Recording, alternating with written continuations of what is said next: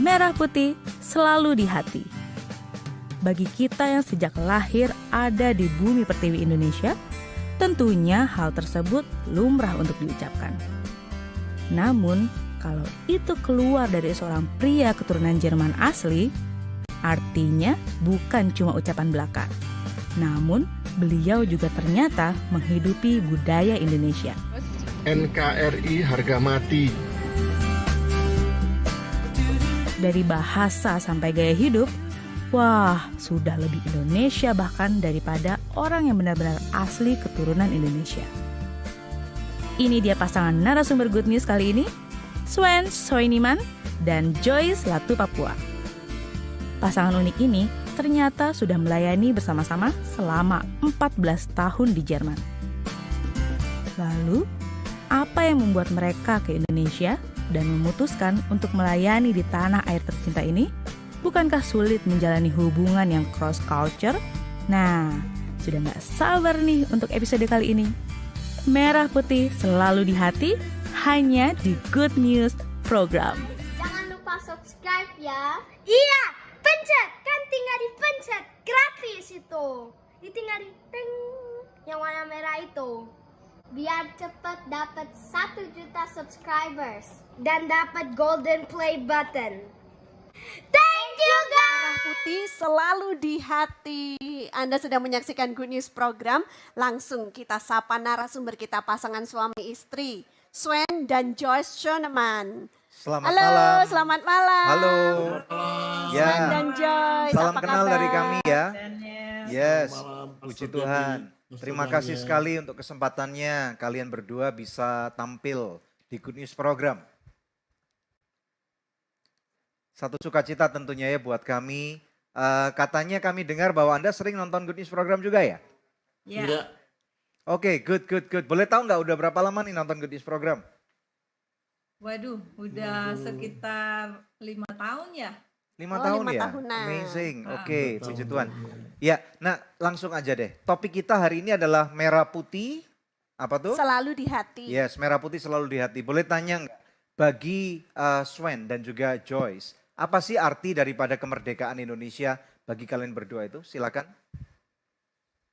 Ya, kemerdekaan Indonesia itu sesuatu yang luar biasa bagi bangsa Indonesia yang dijajah selama 350 tahun oleh Belanda dan akhirnya boleh menentukan nasibnya sendiri dan mengisi kemerdekaannya Ya, dengan begitu luar biasa. Jadi merenungkan kemerdekaan Indonesia ini merenungkan para pahlawan yang telah memperjuangkan kemerdekaan itu sendiri dan kita bertanggung jawab untuk mengisinya dengan baik, dengan hal-hal yang membangun Indonesia dan memajukan, memakmurkan Indonesia. ya kalau bagi Ibu Joyce sendiri apa nih? Untuk saya kita bersyukur ya bahwa kita boleh dibebaskan dari penjajahan, kita boleh mandiri sebagai satu bangsa, dan untuk itu kita bisa dengan bebas untuk berkarya di negeri ini. Kita boleh dengan bebas juga memberikan segala talenta kita, memberikan segala hal yang sungguh bisa menjadi berkat untuk bangsa dan negara ini. Bersyukur bahwa kita diberikan kebebasan itu. Karena ada banyak negara yang tidak bisa bebas, ya kami bersyukur kami ada di negara ini yang sudah bebas. Puji Puji Tuhan. Ya. Nah, mau bertanya sama Swen nih ya. Bagaimana kamu ini kan bule gitu, tapi kok bisa fasih sekali bahasa Indonesia dan dengar-dengarnya juga fasih bahasa Jawa. Boleh Iya. diceritakan lahir di mana? Ya, saya lahir di Kediri, di Rumah Sakit Baptis Kediri. Walah, Di- uang Indonesia pisan toh. arek Kediri. Iya. Saya dilahirkan di Rumah Sakit Baptis Kediri dan dibesarkan di Batu Malang. Oke. Dan saya pertama disekolahkan sekolah Jerman 5 tahun, tetapi kemudian masuk ke dalam sekolah Indonesia dan kemudian sekolah SMP, SMA Indonesia sampai ke perkuliahan juga kuliah di negara ini. Mantap, Oh, wow. keren banget ya. Berarti bisa Anda berhak mengklaim bahwa ini tanah airku gitu, tanah air beta gitu. Betul? Oh nggak? iya, pasti. Iya. Berarti lahir besar di Kediri sebagai istilahnya kan pasti berteman dengan anak-anak yang ada di kota Kediri juga, mungkin di kampung-kampung gitu juga ya? Bukan, hanya mampir lahir Oh, saja di mampir Kediri. lahir. Mampir lahir. Gedenya di Malang ya? Tapi besarnya di Batu Malang, iya. Oke, berarti sama dong di Batu Malang juga main sama anak-anak yang di kampung-kampung juga gitu? Oh iya, pasti main dengan kotor seperti anak kampung, main di sawah-sawah, ikut bajak sawah, Wow, wow. oke. ikut main permainan orang-orang kampung, makan segempok. Oke, berarti Apa itu segompok, dijelaskan dulu. Segempok itu nasi jagung itu loh, beras jagung. Oh, beras jagung. Oh, gitu. Oh, iya, Pastor iya. Devi nggak tahu. Nggak tahu. Iya, iya, iya, iya. Dia lebih Indonesia daripada saya ya. Berarti biasa makan pakai tangan gini ya, cocolan gini, Iya, pakai nom-nom tangan. gitu, enak banget gitu ya. Enak. Terus Enak. makan pakai nasi pedes, nasi panas, kasih iwa asin sama sambal apa tuh namanya tuh? Sambal terasi gitu ya, enak banget itu. Iya, betul. Iya. Kalau itu belum bisa itu sambal. Oh, sambal belum bisa. Oke. Iya, iya, iya, iya. Oke, ya. oke, oke, oke. Nah, katanya Swen ini sampai juga bisa ngomong bahasa Jawa. Coba buktikan kemampuanmu. Ya, jenengku Sven Soineman. Aku lahir neng Kediri, gede ndek Batu Malang, sekolah yo pisan ndek Batu Malang, kuliah yo ndek Batu Malang. Kafe Batu Malang. Iya, iya, iya, iya. Oke. Kalau Joyce dari mana? Lahirnya di mana? Kalau saya lahir di Ambon, dibesarkan di sana, sekolah sampai SMA juga di sana. Kemudian kuliahnya baru di Batu. Oh, terus kalian itu kok bisa sampai ketemu akhirnya menikah menjadi suami istri? Pengen tahu kisah cinta kalian seperti apa? Kisah cinta kampus biru. Wah, keren, keren, keren, keren. Iya, karena satu kampus, sama-sama kuliah di STT I3 Batu. Wow. Di situ kami bertemu karena memang suami saya kuliah juga di situ karena ayahnya adalah pendiri dari sekolah tersebut, Wow. sehingga kami ya bertemu di situ. Oh, Amazing, amazing. wow. Berarti Kami satu kelas. Satu kelas ya? Kami satu kelas, satu tingkat. Kami berkenalan di sana. Dan saya dikasih tips sama kakak tingkat saya. Kamu coba lihat cewek itu cantik sekali kan? Dari situ saya mulai menaruh perhatian kepada istri saya dan langsung jatuh cinta. Gitu loh mahasiswa-mahasiswa please. Kalau waktu kuliah itu yang serius gitu, pasti nanti dapat. Iya, serius memperhatikan sekelilingnya, yang cantik yang mana gitu maksudnya kan. Oh, bukan serius ya? belajar supaya diperhatikan. Oh, gitu. Wah. Iya, iya, iya, iya, iya. Iya, iya, iya, iya, iya. Oh ya, yang cowok harus serius Iya memperhatikan. dong, serius memperhatikan dong. Nah, berarti kalau kuliah di I3 berarti kalian berdua adalah hamba Tuhan nih ya? Iya. Betul ya, dan dua-duanya juga pendeta. dilahirkan dari keluarga hamba Tuhan juga ya? Kalau saya tidak, kalau suami saya ya, kalau saya tidak. Jadi orang tuanya Swen itu dulu adalah misionaris dari Jerman, betul? Iya, orang tua saya misionaris dari Jerman, berangkat dari Jerman tahun 1950-an, Wow. naik kapal selama 3 bulan sampai di Jawa, lalu kemudian berada di Bojonegoro selama beberapa waktu dan kemudian pindah ke Batu Malang dan mendirikan sekolah teologi di Batu Malang bersama dengan German Edi, Misionaris Swiss. Wow. misionaris Swiss. Wow, wow. Jadi orang tua saya misionaris di Indonesia selama 30 tahun. Wow. Ya, bisa ceritakan nggak ini Mas Swen, masa kecil kamu sebagai anak misionaris di suatu negeri yang istilahnya bagi mereka tentunya asing, tapi kamu kelahiran Indonesia ya. Bisa cerita nggak didikan orang tua kamu kan istilahnya kalau kita dengar nih didikan dari orang-orang bule terutama orang-orang Eropa itu kan strength banget gitu ya. Istilahnya disiplinnya tingkat tinggi gitu. Bagaimana bisa cerita nggak nih? Kalau orang tua saya, mereka memberikan kebebasan kepada kami untuk mengintegrasikan diri penuh dalam kebudayaan Indonesia. Wow. Jadi kami sekolah memang sekolah Jerman, ibu saya yang mengajar, tante, om saya mengajar kami. sekolah Jerman, tetapi selebihnya waktu kami diberikan kebebasan untuk mengintegrasikan penuh dalam kampung, dalam budaya Indonesia, dan berbahasa Indonesia, berbahasa-bahasa Jawa, jadi sungguh-sungguh kontekstualisasi. I see. Nggak pernah merasa bahwa aku kok aneh banget gitu ya, aku putih sendiri sekampung gitu misalnya. Oh ya? tidak, Nggak saya pernah selalu merasa bagian dari anak-anak kampung, dari teman-teman saya. Saya tidak pernah merasa diri orang asing di Indonesia. Oh, wow. Kecuali kalau ketemu orang yang belum kenal saya. Nah, di situ saya dipanggil Londo. Itu sudah biasa. Oh gitu, ya. Anda merasa terintimidasi nggak? Apakah itu termasuk mungkin pada waktu kecil ya, apakah itu ada nada sarkas rasisme atau menurut Anda itu suatu justru complimentary buat Anda, complimenting Anda gitu? Enggak, saya enggak peduli aja karena saya punya lingkungan teman-teman dan saya punya teman-teman di sekolah dan di kampung dan mereka semua accept saya, terima saya dengan baik. Saya mencintai mereka, saya mencintai Indonesia, saya mencintai makanan Indonesia. Saya mencintai alam Indonesia, jadi saya sungguh merasa at home dan ini tanah air saya lahir. Wow, amazing. Sven, kalau begitu ceritanya kamu ini made in Indonesia ya? Iya, betul. Saya hanya luarnya saja saya kelihatannya bule, tapi di dalamnya harddisknya itu kalau disamakan dengan komputer, harddisknya Indonesia. Oke, berarti casingnya Londo. Jeroannya Merah buatan darahku, lokal berarti. putih tulangku. Betul. Lokal.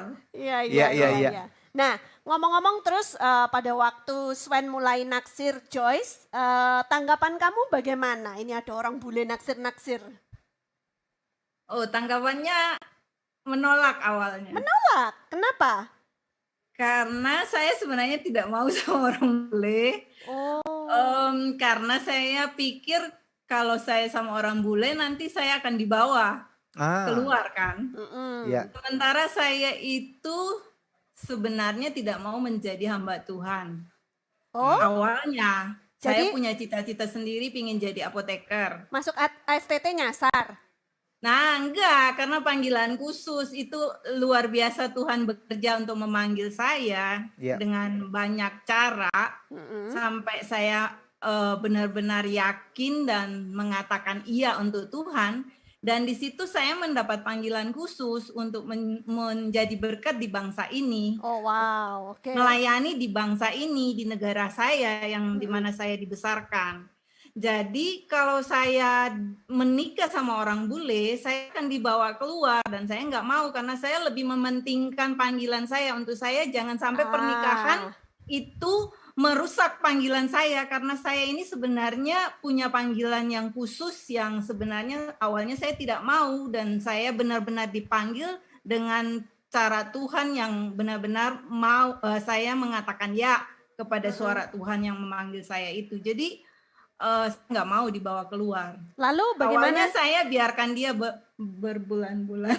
Berbulan-bulan digantung gitu. Saya dibiarkan berbulan-bulan menanti jawabannya, tapi ketika saya mendapatkan jawabannya, saya bersyukur kepada Tuhan. Saya baca suratnya itu di tengah-tengah sawah, di bawah pohon, di bawah lampu lentera, dan ketika saya baca saya sujud menyembah Tuhan di tengah sawah. Di tengah-tengah sawah. Basah dong celananya.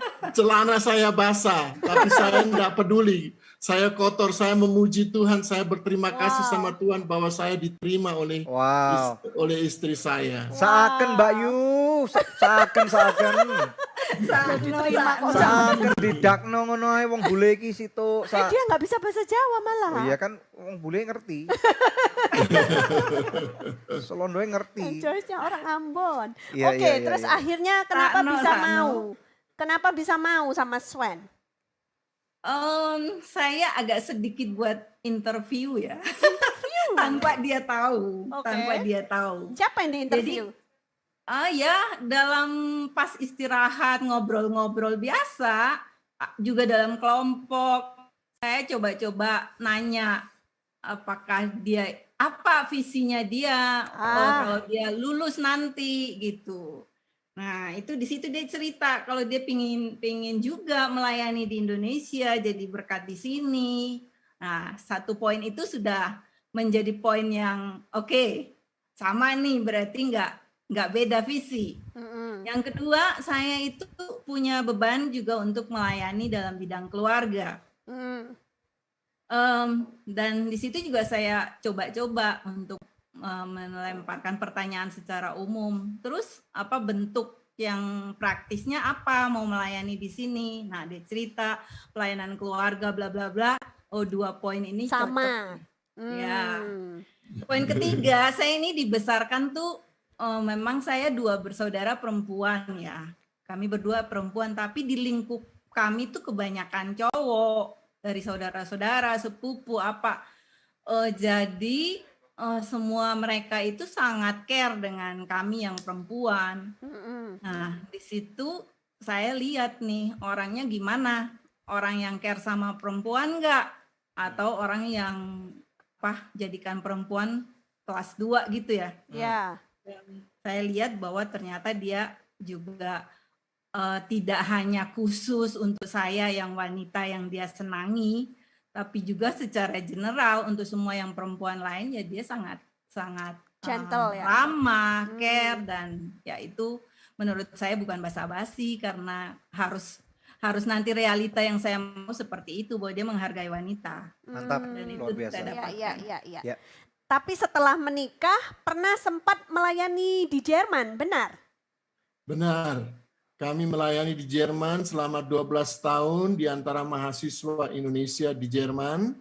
Itu oleh karena ayah saya tidak mendapatkan izin tinggal lagi di Indonesia dan harus pulang ke Jerman. Dan kami anak-anak semua harus pulang ke Jerman. Dan itu merupakan satu pergumulan yang besar sekali untuk saya. Harus balik ke Jerman. Karena saya lahir di Indonesia, cinta Indonesia, ini tanah air saya, ini bangsa saya, ini rakyat saya, ini semuanya untuk saya Indonesia. Dan saya ingin menjadi berkat untuk Indonesia dan saya mau melayani di Indonesia. Saya tidak mau kembali ke Jerman lagi. Nah, ayah saya tidak mendapatkan izin tinggal lagi di Indonesia, maka saya terpaksa harus kembali ke Jerman. Dan itu berat sekali untuk saya waktu itu. Tahun berapa itu, Swen? Tahun 1990. Ya, waktu itu apa? Sebenarnya masih sudah kuliah, 89, tetapi dia diizinkan untuk boleh menyelesaikan studinya. Waktu itu tahun 1990, Swen waktu itu masih apa? Sekolah, kuliah atau apa? Selesai kuliah sekolah teologi I3 Batu Malang. Saya sekolah di sana dan saya lulus. Setelah lulus kami menikah dan setelah menikah kami berdua berangkat ke Jerman untuk 12 tahun melayani orang Indonesia yang ada di Jerman. Wow. Nah, ini kalau misalnya anak-anak kelahiran Indonesia ya, kayak misalnya kita nih ya, atau dan teman-teman kita yang istilahnya lahir di Indonesia lah dan besar di Indonesia. Kemudian kita semua nih pada pengen punya cita-cita untuk sekolah di luar negeri. Betul nggak? Yeah. Nah, kalau sampai luar negeri nggak sedikit daripada anak-anak Indonesia nggak mau pulang. Gitu. Dan kalaupun pulang, kemudian rasanya susah banget untuk mingle dengan budaya Indonesia. Dan selalu mengatakan, biasalah orang Indo itu mesti gini gitu. Nah, kamu pernah ada sindrom kayak gitu nggak, Swen? Saya terbalik. Sindromnya di Jerman. Di Jerman malah nggak happy. Di Jerman saya malah tidak happy, saya kurang tenang, saya bergumul dengan budaya, dengan iklim, dengan makanan, dengan orangnya. Walaupun saya mendapatkan banyak sekali teman-teman yang baik-baik di Jerman, tetapi itu bukan tanah air saya, itu bukan tempat saya dilahirkan, itu bukan tempat saya dibesarkan. Teman-teman saya yang sebenarnya itu ada di Indonesia dan saya mau melayani di Indonesia. Jadi kerinduan selalu untuk balik ke Indonesia itu ada dan itu menjadikan saya berat sekali untuk bisa adapt dengan culture dan budaya yang ada di Jerman. Berarti waktu tinggal di Jerman itu 12 tahun kagok gitu ya? Iya. Kalau orang Saya Jawa juga bilang sering kago kali, gitu ya. saya seringkali juga ditanya, kamu dari mana? Lalu saya jelaskan, saya orang Jerman. Iya, tapi bahasa kamu tidak seperti bahasa Jerman. Orang Jerman kamu dari Jerman luar. kamu kok Kamu pasti dari Medok, luar. medok Jawa gitu. Medok, medok, Betul ya? Do Jermannya. Bahasa agak Jermannya, medok. bahasa Jerman sampean medok Jawa ya? Iya, enggak tahu lah. Pokoknya seperti itu kira-kira. Oke, oke, oke. Nah, sekarang saya mau tanya lagi. Akhirnya bisa kembali ke Indonesia. Bahkan saya sempat research, katanya saya lihat videonya bahwa Swen ini sudah mengganti warga negara menjadi warga negara Indonesia. Wow, bisa diceritakan itu Ya. bagaimana prosesnya? Wah, itu proses yang panjang. Saya dari kecil sudah ingin menjadi warga negara Indonesia. Dan ketika saya dewasa, menginjak umur dewasa, saya ingin apply warga negara Indonesia. Tetapi karena tidak mendapatkan izin tinggal lagi di Indonesia, terpaksa harus kembali ke Jerman. Jadi cita-cita untuk menjadi warga negara Indonesia itu tertunda, tapi tetap ada di dalam hati. Jadi ketika Tuhan membawa kami kembali lagi ke Indonesia, saya katakan kepada Tuhan, Tuhan, kalau kali ini Engkau bawa kami kembali ke Indonesia, berarti tidak ada lagi kembali ke Jerman. Wow. Berarti saya akan tanam tubuh saya di bumi Indonesia dan saya akan jadi warga negara Merinding aku ya. Indonesia. Wah. Amazing, amazing, amazing, amazing, amazing. Lalu istilahnya setelah itu akhirnya Tuhan kabulkan lah doa kamu gitu ya. Iya, Tuhan kabulkan saya menjadi dosen di salah satu sekolah tinggi Oke. teologi di Malang. Amazing. Dan selama 6 tahun saya melayani di sana. Dan lewat mereka saya bisa apply warga negara Indonesia. Dan mujizat Tuhan terjadi karena istri saya orang Indonesia, maka saya dalam jangka waktu 3 sampai 6 bulan warga negara Indonesia saya keluar. Wow, wow, wow, wow, wow. Itu mujizat. Iya, iya, iya. Ini aneh loh karena biasanya orang Indonesia pengen punya warga negara luar Asing negeri gitu gitu ya. ya. Karena Pengen kan eksodus. Jerman tuh bagus banget gitu. Kali kita punya temen ya mungkin lagi Ratu. nonton nih. Jerman itu gini, Jerman itu gini, Jerman itu gini. Wah, enak banget di Jerman gitu ya. Cheese-nya, Iya. terus apalagi tuh, sosisnya itu namanya apa tuh? Panggilannya itu bahasa Jerman. Bratwurst. Burs. Ya itu Dutch apapun Wurst. lah itu ya. Terus kemudian birnya gitu, festivalnya keren banget, sekolahnya keren banget, rumah sakitnya keren, semuanya keren di Jerman gitu ya. Disiplinnya. Iya, ini Indonesia keteraturannya. apa ini Indonesia gitu ya. Jadi apa kamu nggak rugi gitu loh? Oh enggak, sama sekali tidak. Indonesia itu jaya, Indonesia itu hebat. Indonesia punya alam yang indah. Indonesia punya potensi daya manusia yang luar biasa. Indonesia Amin. punya kemampuan untuk maju. Indonesia itu tidak seperti yang sering kali kita pikirkan. Indonesia itu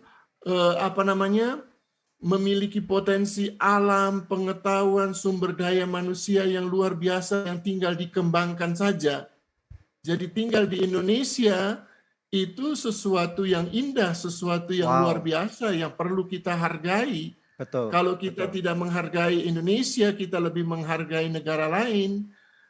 Mana tanah air kita? Wow. Nah sekarang mau tanya sama kalian tentang Londo Jowo Kabeh. Itu kan viral gitu, penontonnya banyak gitu. Itu siapa yang punya ide untuk bikin YouTube channel Londo Jowo Kabeh?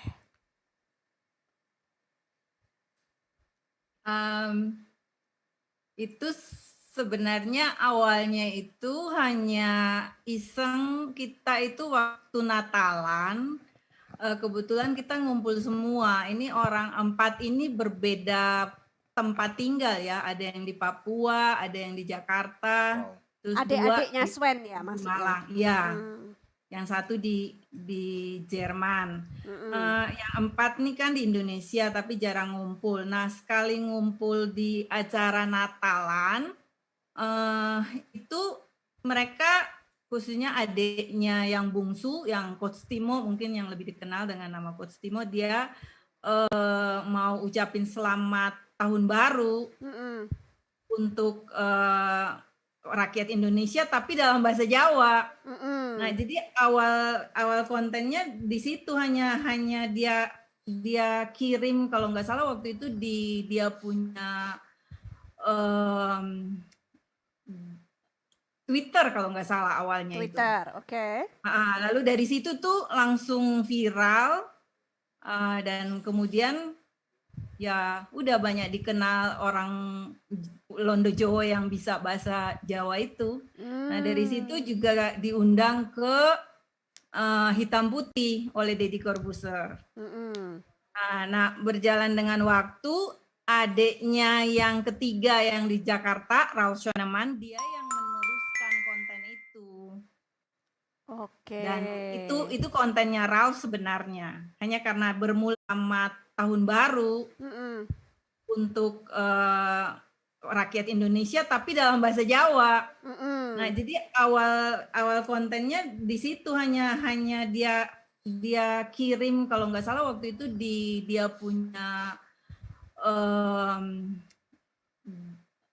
Twitter kalau nggak salah awalnya itu. Twitter, oke. Lalu dari situ tuh langsung viral dan kemudian ya udah banyak dikenal orang Londo Jowo yang bisa bahasa Jawa itu. Nah, dari situ juga diundang ke Hitam Putih oleh Deddy Corbuzier. Mm-mm. Nah, berjalan dengan waktu, adiknya yang ketiga yang di Jakarta, Raul Schoenemann, dia yang meneruskan konten itu. Oke. Dan itu kontennya Raul sebenarnya. Hanya karena bermula dari keempat bersaudara ini, Mm-mm. jadi namanya itu Londo Jowo Kabeh. Mantap, mantap. Jadi satu keluarga ada 4 orang ya? Berarti Lima. Oh sorry, oke. Sven ini Hanya anak satu berapa? kan di Jerman yang cewek, jadi dia tinggalnya di Jerman. Tapi yang 4 yang tinggal di Indonesia ini yang Sering ngumpul. kontennya yang namanya Londo Jowo Kabeh itu. Oke. Berarti ya Sven ini kakak pertama gitu ya? Iya, Oke, Ya. yang kedua siapa namanya? Rainer Rainer ini dia di mana tinggalnya? di Papua, Wow, oke. Apa yang dilakukan di Papua? dia juga pendeta di sana dan dosen Keren. Mantap. Di kota apa? di kota Jayapura. Abepura. Di Abipura, oke. Jayapura. Kemudian yang ketiga, Yang ketiga Ralf Schoenemann, dia di Jakarta. oke. Apa Dia pekerjaan dia? dia kerja di Direkturnya dia direktur dari Jakarta Jakarta International Expo. Really? Jakarta Wow, International amazing, Expo. amazing. Oke. Oke, yang keempat?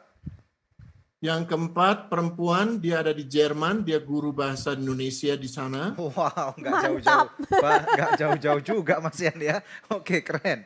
Terus kemudian yang kelima, Yang kelima ada di Malang, dia guru di sekolah Indonesia, namanya? International International Karis. School, Karis. Malang. Coach Timo. Oh, Karis oke, Coach Malang. Timo ini. Jadi Coach Timo ini Iya. pelatih sepak bola juga kan ya? Dia juga pelatih sepak bola ya. Di klub mana sekarang dia? Oh, Sekarang Oh. tidak lagi. Sekarang dia melatih pelatih. Oh, oke. Melatih pelatih. Keren. Mantap. Ya. Nah, Ya. Sven, boleh tanya nggak? Kenapa adik-adik kamu kalau di dalam konten itu sering manggil kamu sebagai suhu?